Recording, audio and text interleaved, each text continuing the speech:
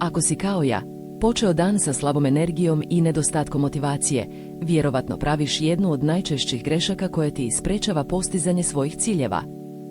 Na kraju ću ti pokazati kako 3 jednostavna jutra mogu potpuno promijeniti tvoj život. Ja sam voditelj kanala Snaga uma. Svaki od nas ima 24 sata na raspolaganju, ali neki ljudi uspijevaju postići mnogo više u istom vremenskom okviru. Razlog tome nije u tome što imaju više vremena, već u tome kako upravljaju svojim jutrima. Jutro je ključni period koji može uščit sav ton za ostatak dana.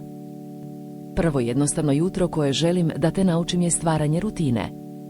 Ljudi koji su uspješni u svom životu imaju jedno zajedničko, imaju strogu rutinu koju poštuju svaki dan. To ne mora biti ništa složeno, već samo nekoliko aktivnosti koje će ti pomoći da se osjećaš bolje i spremnije za dan koji dolazi. Na primjer, možeš početi sa kratkim vježbanjem, meditacijom ili čitanjem neke inspirativne knjige. Drugo jednostavno jutro koje će ti pomoći da dostigneš svoje ciljeve je postizanje malih, ali važnih rezultata. Mnogi ljudi propuštaju svoje ciljeve jer su preambiciozni i postavljaju previsoke ciljeve. Umjesto toga, pokušaj da postigneš neke manje, ali važne rezultate koji će ti dati osjećaj uspjeha i motivacije. Na primjer, ako želiš da počneš novu eksersizu, ne moraš odmah početi sa dvosatnim treningom, već možeš početi sa samo 10 minuta dnevno. Treće jednostavno jutro koje će ti promijeniti život je stvaranje plana za dan koji dolazi. Mnogi ljudi počinju dan bez jasnog cilja ili plana, što može dovesti do gubitka vremena i energije.